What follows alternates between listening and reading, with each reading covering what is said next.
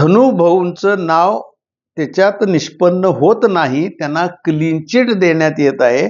अशा पद्धतीनं पोलिसांनीच जर का आज जाहीर केलं तर त्यांना पुन्हा मंत्रीपद कुठल्याही परिस्थितीत द्यावं लागेल. आणि अजितदादा ते देणार का, हाच आज विश्लेषणाचा मुद्दा आहे. आज ते मुंडेंची ताकद आहे का, तर ती नक्की निश्चितपणानं आहे. परंतु आता जे डॅमेज झालेले आहेत धनंजय मुंडे, अजितदादा ही रिस्क घेणार का? त्यांना परत मंत्रिमंडळात घ्यायचं, आता क्लीन चिट पोलीस देतील, त्याच्यात नाव निष्पन्नच नसेल तर क्लीन चिट द्यावीच लागेल.